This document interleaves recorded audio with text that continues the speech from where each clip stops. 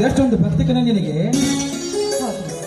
ಬಂಜೆಯಾಗಿ ಕೊರಗುತ್ತಿರೋ ನನಗೆ ಎರಡು ಮುದ್ದಾದ ಗಂಡು ಮಕ್ಕಳನ್ನು ಕರುಣಿಸಿದಾನೆ ಆ ದೇವರು. ಅಂದಮೇಲೆ ಆ ದೇವರನ್ನು ನಾನು ಎಷ್ಟು ಪೂಜೆ ಮಾಡಿದ್ರು ಕೂಡ ಸಾಲದು ಸಾಲ. ಹೌದು ಸೀತಾ, ಹೌದು. ಸೂರಧೀರಂತ ಮಕ್ಕಳನ್ನ ಪಡೆದ ನಾವೇ ಧನ್ಯರು. ಹಾ ಸೀತಾ, ಒಂದು ಮಾತು ನೆನಪಿಲಿಟ್ಟಕೋ.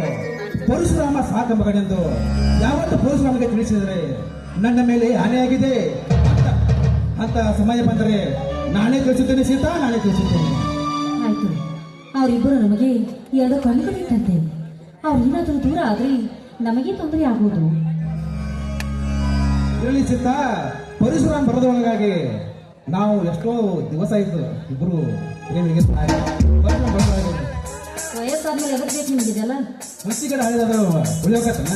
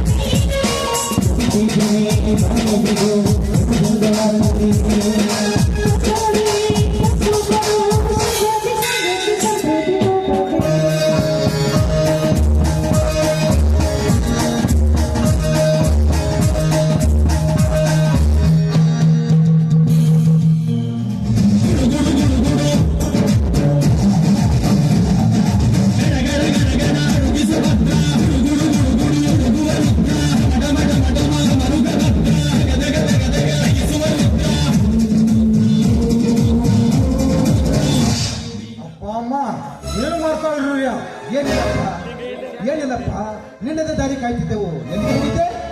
ಅಪ್ಪಾಜಿ, ಹೊಲಕ್ಕೆ ಹೋಗಿ ನೀರು ಹಾಯಿಸಿ ಬಂದಿನಿ. ಹಾಗೆ ಬರುವಾಗ ಎತ್ತುಗಳಿಗೆ ಮೇವು ಹಾಕಿ ಬಂದ್ರೆ ಅಪ್ಪಾಜಿ, ಮೇವು ಹಾಕಿ ಬಂದಿನಿ. ಹಾಗಾದ್ರೆ ನಡೆಯಪ್ಪ, ಹೊಲದಲ್ಲಿ ಕೆಲಸ ಮಾಡಿ ಆಯಾಸ ಆಗಿರ್ಬೋದು, ಊಟ ಮಾಡುವಂತೆ ನಡೆ. ಅಮ್ಮ, ತಮ್ಮ ರಾಜೇಶ್ ಬಂದ ಮೇಲೆ ಊಟ ಮಾಡಿದ್ರಾಯ್ತಮ್ಮ.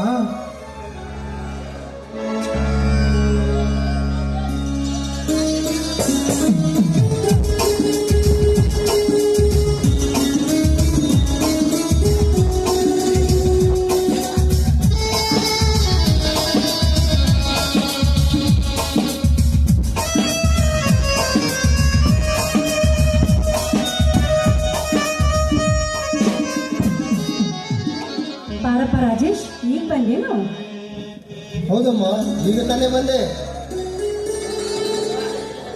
ರಾಜೇಶ್, ನಿನ್ನ ನೌಕರಿ ವಿಷಯ ಏನಾಯ್ತಪ್ಪ? ಅರ್ಜಿಯನ್ನು ಹಾಕುತ್ತಿದ್ಯಲ್ಲ, ಏನಾಯ್ತು? ಅರ್ಜಿಯನ್ನು ಹಾಕುತ್ತಿದ್ದೇನಪ್ಪ. ಪರಿಚಯ ಬರೆದು ಸಾಕಾಗಿದೆ.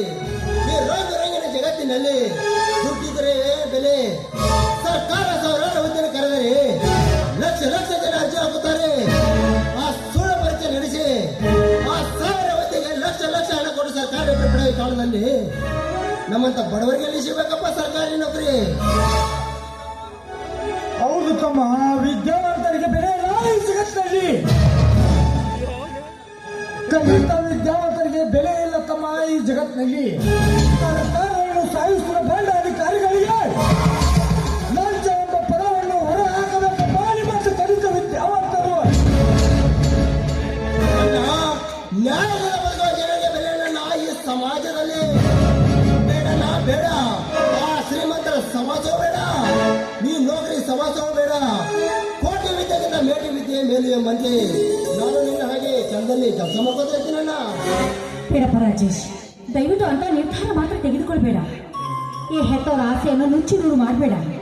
ಬಡತನದಲ್ಲಿ ಬಾಳುತ್ತಿರುವ ನಾವು ಇನ್ನೊಂದು ಒಳ್ಳೆಯ ನೌಕರಿ ತೆಗೆದುಕೊಂಡ್ರೆ ಈ ನಮ್ಮ ನೆಮ್ಮದಿ ಜೀವನ ಸಾಕಬಹುದು ಅಂತ ಅಂದುಕೊಂಡಿದ್ದೇವೆ. ದಯವಿಟ್ಟು ನಮ್ಮ ಆಸೆಯನ್ನು ನಿರಾಸೆ ಮಾಡಬೇಡಪ್ಪ. ರಾಜೇಶ್, ನಿನ್ನ ವಿದ್ಯಾಭ್ಯಾಸಕ್ಕಾಗಿ ಸಾಲ ಸೂಲ ಮಾಡಿ ನಿನ್ನನ್ನು ವಿದ್ಯಾವಂತನಾಗಿ ಮಾಡಿದ್ದೆವು. ನಮ್ಮ ಆಸೆಯನ್ನು ನಿರ್ಧರಿಸದಿದ್ದರೆ ನಾವು ಖಂಡಿತ ಬದುಕೋದಿಲ್ಲಪ್ಪ, ಖಂಡಿತ ಬದುಕೋದಿಲ್ಲ. ಅಳಬೇಡಪ್ಪ, ಅಳಬೇಡ. ನೀವು ನನಗೋಸ್ಕರ ಇಷ್ಟೊಂದು ಕಷ್ಟಪಟ್ಟರೆ ಅಂದ ಮೇಲೆ ಖಂಡಿತ ನಿಮ್ಮ ಆಸೆಯನ್ನು ಈಡೇರಿಸ್ತೇನಪ್ಪ, ಈಡೇರಿಸುತ್ತೇನೆ. ತುಂಬಾ ಸಂತೋಷವಾಯ್ತಪ್ಪ ಈ ನನ್ನ ಮಾತನ್ನು ಕೇಳಿ. ಹೌದಪ್ಪ, ಎಷ್ಟೇ ಕಷ್ಟ ಆದ್ರೂ ನೀನೊಂದು ಒಳ್ಳೆ ನೌಕರಿಗೆ ಸೇರಿಕೊಂಡ್ರೆ ಅಷ್ಟೇ ಸಾಕು. ಅದೇ ನಮ್ಮ ಆಸೆ. ಆಯ್ತಮ್ಮ, ಹೆತ್ತರ ಕನಸು ನನಸು ಮಾಡುತ್ತೇನೆ. ಪರಶುರಾಮ, ರಾಜೇಶನ ವಿದ್ಯಾಭ್ಯಾಸಕ್ಕಾಗಿ ಆ ದೇವೇಗೌಡ ಹತ್ತಿರ 1 ಲಕ್ಷ ಸಾಲ ಮಾಡಿದ್ದೇನೆ. ಅದನ್ನು ಮರಳಿ ಕೊಡುವುದು ಇನ್ನೂ 1 ತಿಂಗಳು ಬಾಕಿ ಇದೆ. ಅಷ್ಟರಲ್ಲಿ ಹೇಗಾದ್ರೂ ಮಾಡಿ ತೀರಿಸಬೇಕಪ್ಪ, ಹೇಗಾದ್ರೂ ಮಾಡಿ ತೀರಿಸಬೇಕು. ಅಪ್ಪ, ನಾನು ಹಗಲಿರುಳು ದುಡಿದು ಆ ದೇವೇಗೌಡನ ಸಾಲವನ್ನು ನಾನು ತೀರಿಸಿದನಪ್ಪ, ನಾನು ತೀರಿಸಿದ್ದೇನೆ. ನಿನ್ನ ಮುಂದೆ ಒಂದು ವಿಷಯ ಹೇಳ್ಬೇಕಿತ್ತಪ್ಪ. 10 ವರ್ಷದ ಹಿಂದೆ 50,000 ಸಾಲ ಮಾಡಿ ಮರಳಿ ಕೊಡುವುದು ಸ್ವಲ್ಪ ತಡವಾದ್ದರಿಂದ ನಮ್ಮ 10 ಎಕರೆ ಹೊಲವನ್ನು ತನ್ನ ಹೆಸರಿಗೆ ಬಳಸಿಕೊಂಡನಪ್ಪ ದುಷ್ಟ ದೇವೇಗೌಡ. ಏನು ಹೇಳ್ತಾರುವೆ? ಹೌದಪ್ಪ, ಇದು ಸತ್ಯ. ಆ ಗೌಡನನ್ನು ಎದುರು ಹತ್ತಿಕೊಂಡು ಬದುಕೋದು ಸಾಧ್ಯವಿಲ್ಲಪ್ಪ ಈ ಊರಿನಲ್ಲಿ. ಅಪ್ಪ, ಆ ದೇವೇಗೌಡನ ದೇವರಪ್ಪ.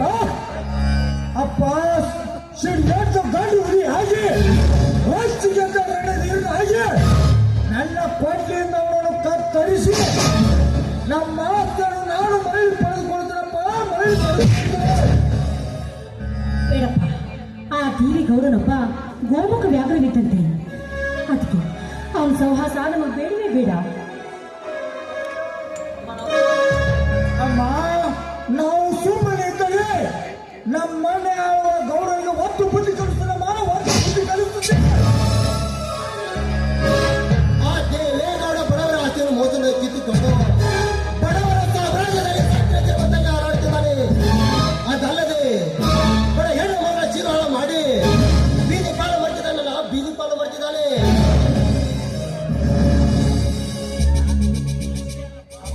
ಹೌದು ಅಮ್ಮ, ನಾವು ಸುಮ್ಮನೆ ಇದ್ದರೆ ಆ ದೇವೇಗೌಡ ರಕ್ತದ ಕಾಲುವೆ ಹರಿಯುವಂತ ಖಂಡಿತ.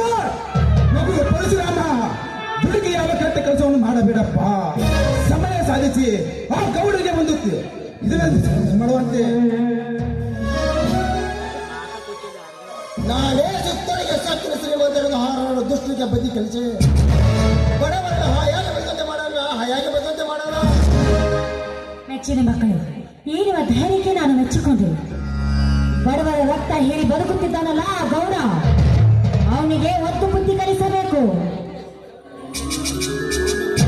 ಅಮ್ಮ, ನಾವು ಸುಮ್ಮನೆ ಇದ್ದರೆ ನಮ್ಮನ್ನೇ ತಿಂದು ನರ ರಾಕ್ಷಿ ಸೇವೆ ಮಾಡ್ತಾರಮ್ಮ ಗೌಡ.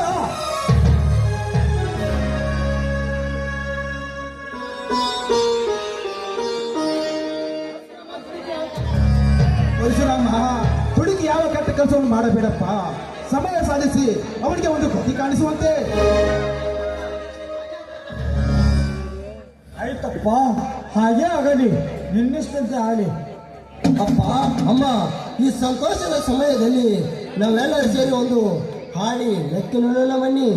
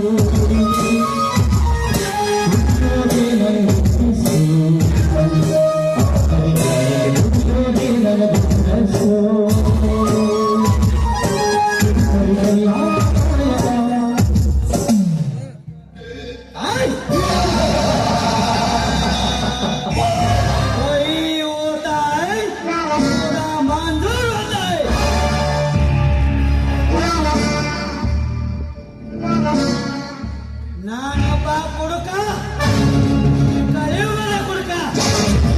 ಈ ಕುಡುಕ ಕನ್ಯೆ ಸರ್ವ ಸಾಮ್ರಾಜ್ಯಕ್ಕೆ ನಾನೇ ರಾಜ.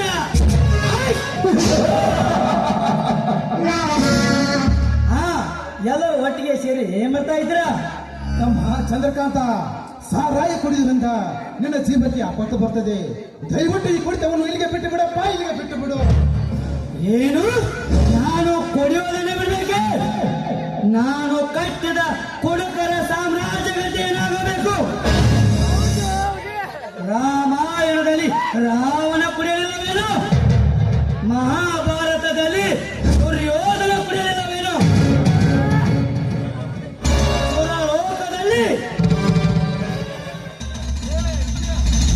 ಸುರಲೋಕದಲ್ಲಿ ಈ ದೇವೇಂದ್ರ ಕುಡಿಯಲಿಲ್ಲವೇನು? ಈ ಕಲಿಯುಗದಲ್ಲಿ ಈ ಚಂದ್ರಕಾಂತ ಕುಡಿಯೋದು ತಪ್ಪೇ ಇಲ್ಲ. ಚಂದ್ರಕಾಂತ, ನೀನು ಚಿಕ್ಕವನಿರುವಾಗ ನಿನ್ನನ್ನು ಬಹಳ ಅಪರೂಪದಿಂದ ಬೆಳೆಸಿದೆ. ನೀನು ಕೆಟ್ಟವರ ಸಹವಾಸ ಮಾಡಿ ಕೆಟ್ಟ ದಾರಿಯನ್ನು ಹಿಡಿದು ಕೆಟ್ಟವನಾದೆ. ದೇವರೇ, ನೀನೇ ಕಾಪಾಡಿ ನನ್ನ ತಮ್ಮನನ್ನು. ಅಣ್ಣ, ಎಲ್ಲರೂ ಒಳ್ಳೆಯವರ ಸಹವಾಸ ಮಾಡಿದರೆ ಕೆಟ್ಟವರ ಸಹವಾಸ ಮಾಡೋರು ಯಾರು? ನನಗೇನು ಆಗಿಲ್ಲ ಅಣ್ಣ, ನಾನು ಒಳ್ಳೆಯವನೇ, ಸ್ವಲ್ಪ ಕುಡಿಯುತ್ತೇನೆ ಅಷ್ಟೇ.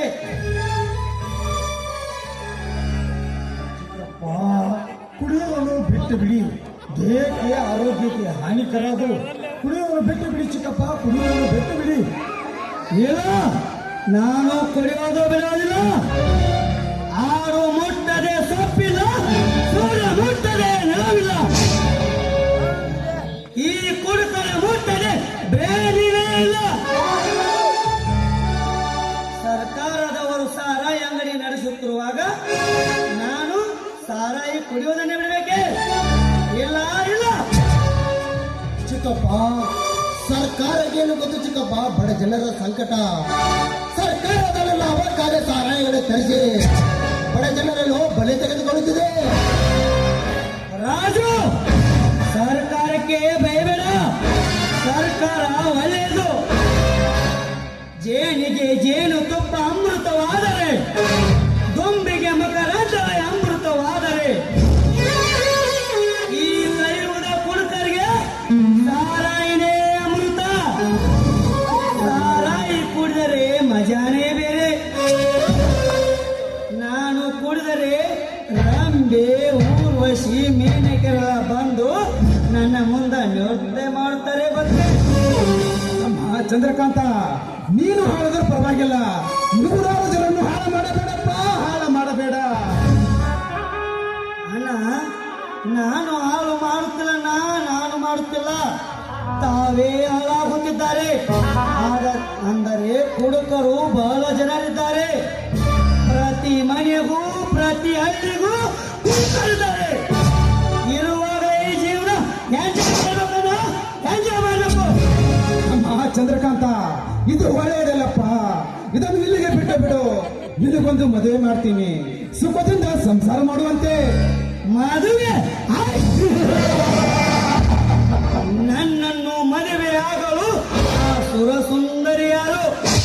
ನಾನು ಮದುವೆಯಾದರೆ ಈಗ ಕುಡಿಯೋದಕ್ಕಿಂತ ಇನ್ನೂ ಜಾಸ್ತಿ ಕುಡಿಯುತ್ತೇನೆ. ಯಾಕಂದ್ರೆ ಇದು ಸಂಸಾರದ ಕಿರಿಕಿರಿ ಬಹಳ ಇದು ಸವಾಸ ಬೇಡ. ಮೈದುನ, ನಿಮ್ಮ ಅಣ್ಣನವರು ಹೇಳೋ ಮಾತನ್ನು ಸ್ವಲ್ಪ ಕೇಳಪ್ಪ. ಯಾಕಂದ್ರೆ ನೀನು ಸಂತೋಷವಾಗಿರ್ಬೇಕೆನ್ನುವುದೇ ನಮ್ಮೆಲ್ಲರ ಆಸೆ. ಅತ್ತಿಗೆ, ಈಗ ನನಗೇನಾಗಿದೆ? ಹೊಟ್ಟೆ ತುಂಬಾ ಕುಡಿದು ಸಂತೋಷವಾಗಿರನಲ್ಲ. ಅಣ್ಣ, 100 ರೂಪಾಯಿ ಕೊಡೋಣ. ಯಾಕೆ? ಬೇಕಾಗಿದೆ, ಕೊಡೋಣ. ನಾನು ನಿನಗೆ ಹಣ ಕೊಟ್ಟರೆ ನೀನು ಸಾರಾಯಿ ಅಂಗಡಿಗೆ ಹೋಗಿ ಸಾರಾಯಿ ಕುಡಿತಿ. ಅದಕ್ಕೆ ನಾನು ನಿಮಗೆ ಕೊಡುವುದಿಲ್ಲ. ಒಳಗಡೆ ನಡೆ, ಊಟ ಮಾಡುವಂತೆ.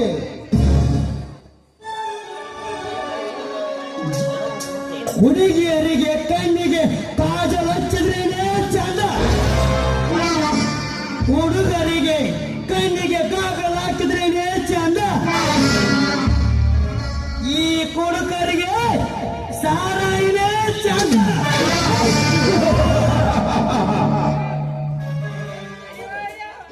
ಈ ಚಂದ್ರಕಾಂತ ನಂಬಿ ಬಂದವರಿಗೆ ನಂಬಿ ಒಲಿದು ಬಂದವರಿಗೆ ಒಳದ ನಾಯಕ,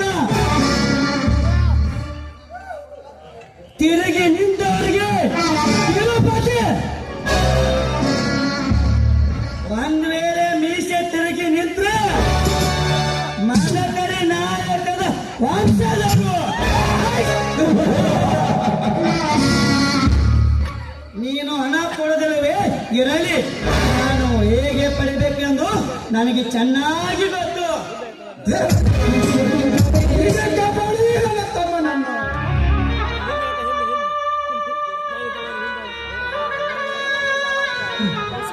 ನೀವೇನು ಚಿಂತೆ ಮಾಡಬೇಡಿ, ಎಲ್ಲವೂ ತಾನಾಗಿ ಸರಿ ಹೋಗುತ್ತೆ. ಸರಿ, ತುಂಬಾ ಹೊತ್ತಾಯ್ತು, ಬನ್ನಿ.